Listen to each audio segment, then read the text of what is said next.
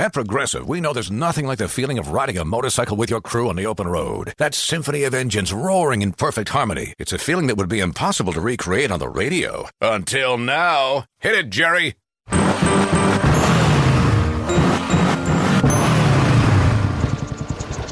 Oh, my word. Really, really terrible. Was that a glockenspiel, Jerry? Quote with Progressive and see if you could save with America's #1 motorcycle insurer. Progressive Casualty Insurance Company and Affiliates. No, Jerry. It's over. At Lowe's, every pro is an MVP to us. It doesn't matter how big or small your business is. If you're a plumber, roofer, electrician, or remodeler, your business earns back when you spend, gets exclusive offers, and paint rewards. It all adds up to help drive your business. Join Lowe's MVP's Pro Rewards and Partnership Program today. Minimum purchase required. Earnings and paint rewards awarded as Lowe's e-gift cards. Exclusions, restrictions, and more terms apply. Valid through 12/31/22. See Lowe's.com/L/Pro Loyalty terms. Subject to change. U.S. only.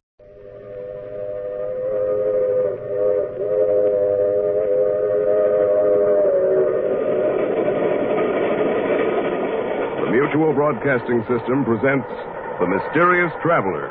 Written, produced, and directed by Robert A. Arthur and David Kogan, and starring tonight two of radio's foremost personalities, Santos Ortega and Ann Shepard, in Out of the Past.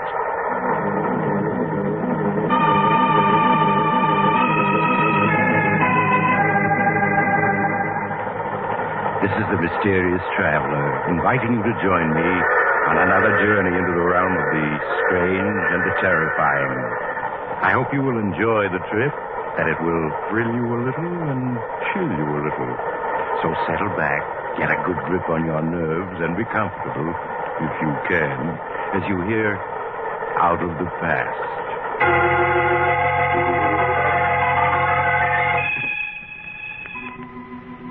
Your name is Joan Morgan. And as you stand looking over Central Park from your penthouse terrace on this beautiful spring day, you can't help but feel you're the luckiest woman living. You're young, attractive, fairly wealthy, and happily married to a Broadway actor. Yes, Joan, there's little more you could ask for.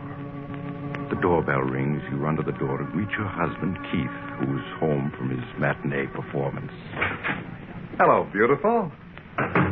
How's my one and only? Hello, darling. Oh, Keith, no wonder every actress wants to have you for her leading man. Nonsense. I'll have you know the only person I kiss like that is my wife. Better say that. How was the matinee today? Fine. I got 7 curtain calls. Oh, here's the afternoon mail. I picked it up at the desk. Anything for me? I haven't looked it over, dear. Oh, yes, here's one for me. 3 others for you, dear. Let's see.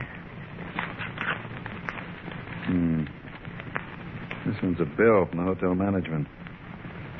Darling, we're living beyond our means. Oh, Keith, you're not going to start that again, are you? Well, we have over $500,000. I've told you a dozen times I won't touch that money. It's yours, not mine. Darling, it isn't a question of it's being yours or mine. It's ours. Joan, I made it clear to you when we got married that we'd have to live on the money I earn. Then what'll I do with my money if you won't allow me to spend it? Well, someday we'll have 6 children. You can save it for that. All right, darling. I wonder who my letter can be from. You rip open the envelope, Joan, as Keith looks at the rest of his mail. For a moment you feel as if your heart has stopped. Then it begins to beat wildly. Over and over you read the 2 sentences. A friend from Europe expects you tomorrow afternoon at 2 o'clock at the Hotel Edgewood. Please bring $25,000 in cash, or else I shall be forced to take action. John Benedict. Joan, what is it? What's wrong, darling? What did you say? You look so upset. Is it that letter you're reading? Letter? No. Well, then, if it isn't a letter, what is it?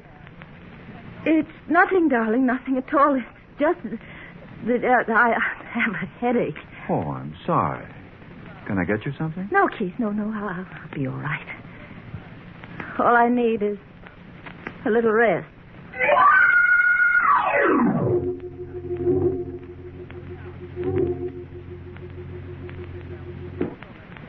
Come in, won't you, Joan? Sorry to have kept you waiting. Martin, you must help me. Why, of course, Joan. You know I'd do anything for you. Sit down and tell me about it. Martin, I'm in trouble. I'm in great trouble. But, Joan, what is it? What's wrong? I'm being blackmailed. Blackmail? Yes. By whom? A man named John Benedict. I don't know who he is. But I received a letter from him yesterday afternoon. There's only one thing to do, and that's to go to the police. I'll call the district No. attorney. I can't go to the police. Why not? This man, Benedict, knows something I can't afford to have exposed. What does he know, Joan? Please, don't ask me. I know that you are my father's best friend, but I can't tell you. Believe me, if it ever gets out, it would ruin my marriage. My life. I couldn't stand to lose Keith. I couldn't. I'd rather die. All right, Joan. I think you're making a mistake, but I'll help you. How much money does this man Benedict want? A half hour later, you enter a dingy hotel and go to room 14. As Martin opens the door, he reveals a squalid, dimly lit room. For the first time, Joan, you see John Benedict. He's a tall, heavy man with coarse features and a thick black beard. In the half-light, he appears to be about 50. His clothes are of fine English cut, but time and wear have taken their toll. He stares at you for a moment, Joan, then speaks. How do you do, Mrs. Morgan? Won't you please come in? Thank you. This is Mr. Walker, friend. Yes, of course. I trust you will forgive me these dismal surroundings, but alas, I am quite penniless. So you thought it would be an excellent idea to blackmail this lady for funds? I am afraid you misunderstand me, Mr. Walker. I am not forcing this beautiful lady to give me 5,000 pounds. Rather, I am, shall we say, requesting a loan. Yes, but if she doesn't give you this loan, you'll ruin her marriage or her life. It would distress me to ruin anyone's life. But then it also distresses me to live in a pigsty like this. A much more suitable place would be the state penitentiary. Martin, please don't talk like that. Evidently, Mrs. Morgan, your friend is more interested in having me placed in prison than in saving you from disaster. I'm afraid you have not revealed our little secret to Mr. Walker. No, I haven't. Well, then, perhaps if we were to tell him, he would not be quite so eager to imprison me. Perhaps if he knew that at one time you had... No. Don't say any more. I'll pay you. Allow me to commend you on your good judgment. Martin, give him the money. Give it to him. Very well. Here's your filthy blood money. Thank you. I think you have been very wise, Mrs. Morgan. Very wise indeed. Good day. In the weeks that follow, Joan, you try to forget Mr. Benedict and the terrifying secret he shares with you. But you aren't successful, are you? Everywhere you go, you unconsciously find yourself fearfully looking for him. Life has become tense, frightening. Then one afternoon, while Keith is at rehearsal of a new play, you receive a phone call. A call that sends you in a panic to Martin Walker's office.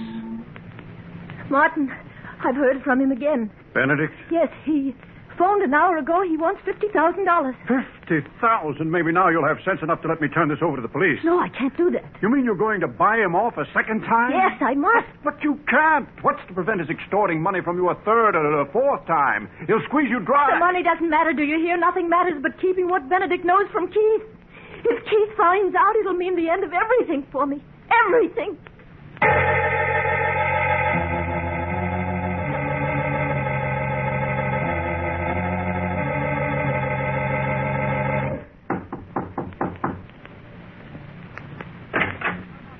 Good afternoon, Mrs. Morgan. Oh, I see you brought Mr. Walker. And I was counting on a pleasant afternoon. May I take your coat? No. Thank Benedict, what do you mean by asking for $50,000? We paid you $25,000. That was supposed to keep your mouth shut. Well, it has. Up to now. But as you can see by this suite of rooms, Mr. Walker, it takes money to live lavishly. Therefore, I shall need more. Well, you shan't have it. We paid you off once. We're not paying you off again. There's a limit to what anyone will pay. Yes, quite true, Mr. Walker. But the limit has not been reached as yet. You swine. If I had my way, I'd call the police and put you where you belong. Mrs. Morgan, I am afraid you are allowing your friend to go too far.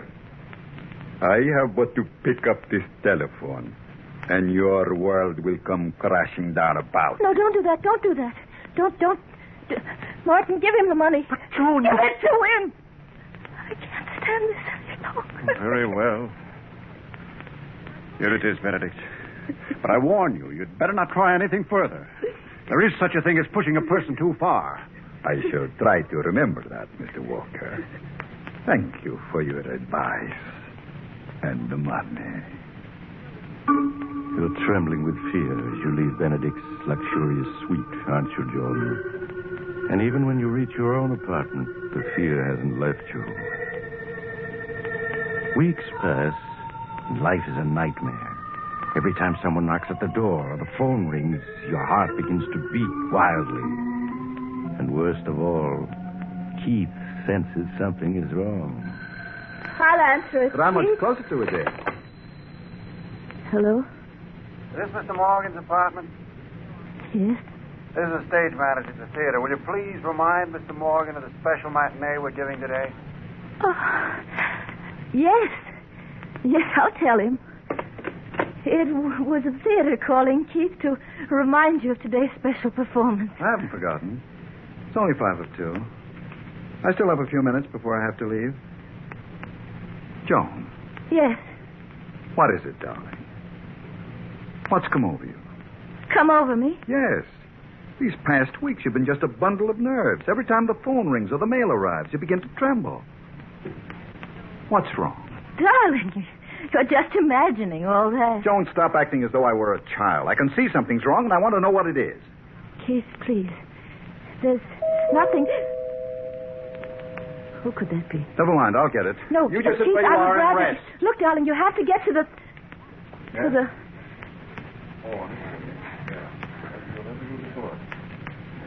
What's taking him so long? Why doesn't he come back? Keith? Who is it? Keith! Joan, what is it? Why did you scream like that? I didn't scream. Who was that at the door? Well, it was just a special delivery boy. He brought a special delivery for you. Special delivery? Yes, here. Thank you. Aren't you going to open it? After all, it is a special delivery. Yes. Of course. I never saw anyone so afraid of a letter. Who's it from? Joan, what's wrong? Nothing. Nothing. Don't tell me that. You look as though you were going to collapse. Now, give me that letter. No, I said, please, give Keith. it to me. No, please. Yeah, that's better. Perhaps this letter will tell me what's wrong. Why, it's only one sentence. I will phone you at 2. There isn't even a signature. Who wrote this note, Joan? I don't know. You must know, else why would you have grown so pale? We'll phone you at 2. It's almost 2 now. I'll wait for that call. Keith, please. You must have faith in me. All these weeks I've had faith, said nothing, hoping you'd tell me what was wrong. Now I must find out for myself. Well, right on time. It's just Please. 2 o'clock. Please, don't answer. Take your phone. Take your hand off the phone, Please, Joan. Keith, no. I said won't take let your you hand off the answer it. phone. No. Hello? Hello? Hello? No answer. Whoever called hung up when they heard my voice. I suppose you won't tell me who it is? All right, then. I have to leave for the matinee now. I won't be home for dinner, but when I return after tonight's performance, we'll have this out once and for all. Keith, please. I just can't tell you. If you'd only Goodbye, wait. Joan. Keith. I can't.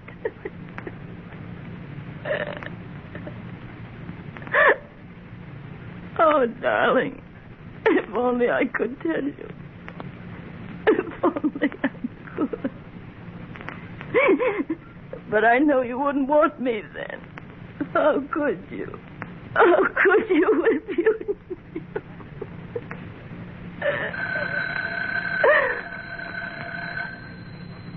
Oh. Must be he. Must be he again. Hello? Good afternoon, Mrs. Morgan. You promised you'd leave me alone, that I'd never hear from you again. That was only a month ago. Yes, I know. But then, I am always making promises I cannot keep. You've ruined everything. My husband read the special delivery letter you sent. He answered the phone when you called a few minutes ago. How can I explain? Oh, that should not be too difficult for a clever woman like yourself. And you are a clever woman, are you not? What do you want? I'm tired of your playing cat and mouse with me. I intend to call on you at 5:30 this afternoon. I won't pay you another cent. Do you hear? There's no end to your demands. You may expect me at 5:30. No. And do not have Walker there. No, I won't see you. I won't. Hello? Hello? Hello? I won't see you!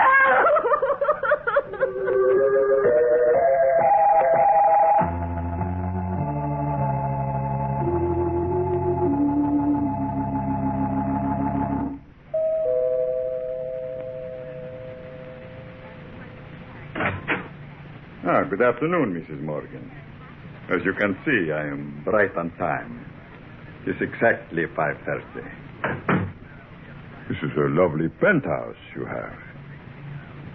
It's good to see you without Walker around. How can you do this to me? I've never harmed you. Why do you insist on ruining my life? Why? My dear lady, the last thing I desire to do is to ruin your life. Unfortunately, the world you and I live in being what it is, I am forced by circumstances to live by my wits. If I give you the money now, how do I know you won't be back in another month? Oh, that is very simple. Because after you pay me off this time, there would not be any point in my bothering you again. What do you mean? I mean, Mrs. Morgan, that this time I want $500,000. $500,000? Yes. If I am not mistaken, that is what the balance of your fortune amounts to.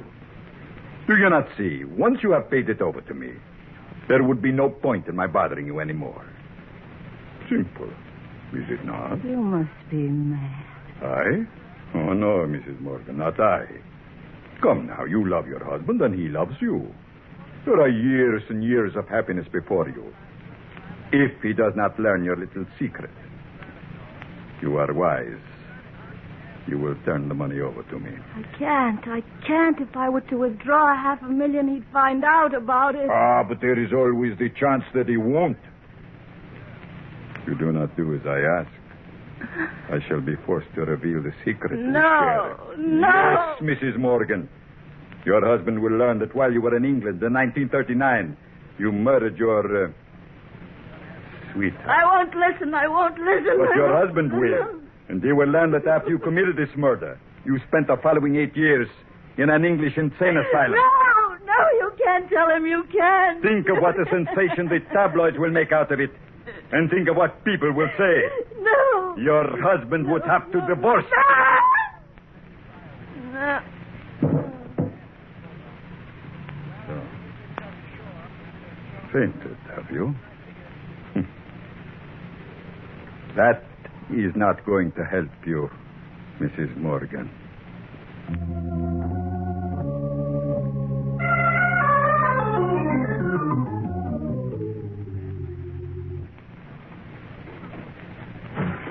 Martin, I just got your message at the theater.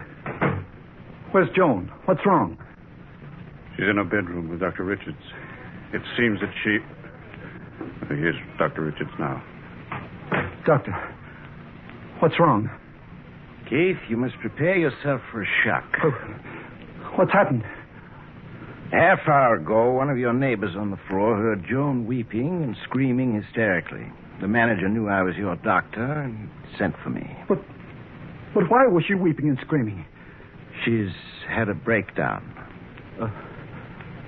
Breakdown? Yes. Well, I want to see her. I must. Very well, Keith, but only for a moment. Mr. Walker, I'm afraid you'll have to wait here. I understand, Doctor. Keith, you must keep a grip on yourself. All right. Joan. Darling. It's Keith. You stay away from me. Stay away, both of you. Don't come near me. Doctor, she doesn't even recognize me. Yes, Keith, I know who you are. You can't fool me. One of you is Mr. Benedict. Maybe both of you are Mr. Benedict. Yes.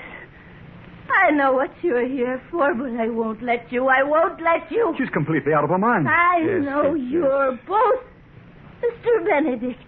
You can't fool me. Who's this Benedict she keeps talking about? I don't know, Keith. She feels she's being persecuted by this Benedict fellow. Now, he may be real, and again, he may be a figment of her imagination. She's definitely afraid of him. Yes, she sees everyone as this fellow Benedict. I tried to give her a sedative, but she grows violent when I approach. Well, can't you do something for her? I've already sent for an ambulance.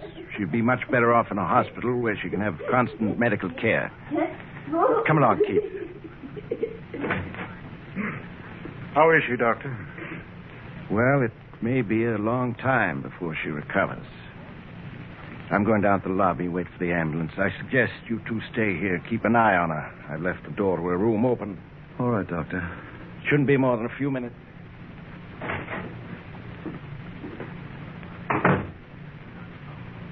How do you feel, Keith? Tired, if you want to know. Well, it's only natural. These past 2 months have been quite strenuous for you. But with $500,000 and a wife who'll probably never be in any condition to ask you about it, you've done quite well. Quite well. That's an understatement. Name one actor, living or dead, who could have given as great a performance of Mr. Benedict as I did. You were superb as Benedict, I admit. Superb? Why, I was magnificent. The costume, the makeup, my accent, simply perfect. I tell you, it was the greatest performance ever given. What a pity you weren't here at 5:30 this afternoon. I'm sure I missed the performance of the A's. I outdid myself. You should have heard me. Yes, Mrs. Morgan. Your husband will learn that while you were in England in 1939, you murdered your, sweetheart. That after you committed this murder, you spent the following 8 years in an English insane asylum. It's really a pity I played my greatest role to an audience of one. Well, yes, Keith, but you were probably the highest paid actor in the world. I'm sure that $500,000 for 2 months' work, less my share, of course, is something of a record. Yes, it probably is. I heard you, Mr. Benedict. But, You can't fool me. Joan! I know one of you is Mr. Benedict. Or are you both Mr. Benedict? Yes, you both must be Mr. Benedict. That's clever. That disguise you use, that's clever. But you can't fool me. She must have overheard you. That brought her out of her room. Yes, No matter how many disguises you use, I know you. No, don't you come near me. Don't come near me. Keith, she's got a gun. Come near me. Put that gun down. I'm not going to let you tell. I'm not going to let No, you don't. tell. Don't, Joan. Stop. You shot me. Oh, Joan, no. I'm not Mr. Benedict. He's...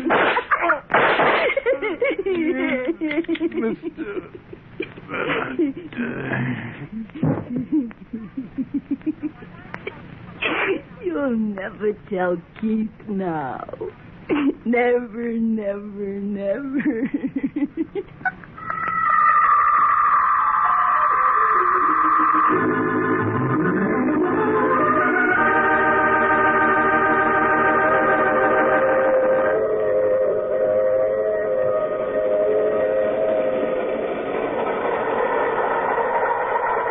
This is the mysterious traveler again.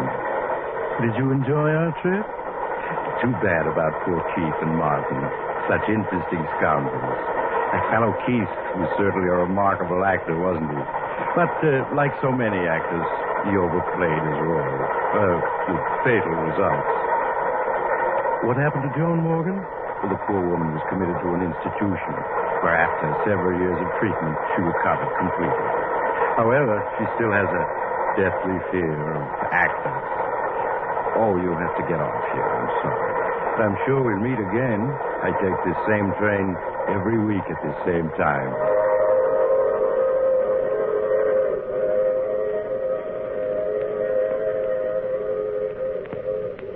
You've just heard The Mysterious Traveler, a series of dramas of the strange and terrifying.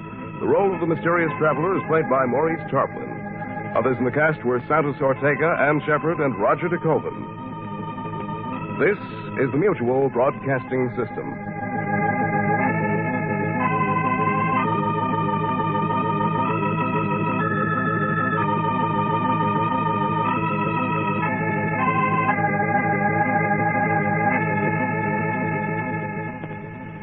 At Progressive, we know there's nothing like the feeling of riding your motorcycle with your buddies on the open road. It's a potent cocktail of thrills, laughter, and pure adrenaline. A feeling that would be impossible to recreate on the radio. Until now. Hit it, sound effects guy! I'm real proud of you, son.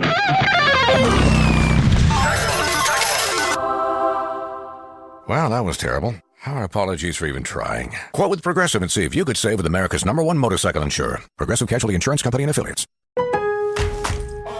At Lowe's, every pro is an MVP to us. It doesn't matter how big or small your business is. If you're a plumber, roofer, electrician, or remodeler, your business earns back when you spend, gets exclusive offers, and paint rewards. It all adds up to help drive your business. Join Lowe's MVP's Pro Rewards and Partnership Program today. Minimum purchase required. Earnings and paint rewards awarded as Lowe's e-gift cards. Exclusions, restrictions, and more terms apply. Valid through 12/31/22. See Lowe's.com/L/Pro Loyalty Terms. Subject to change. U.S. only.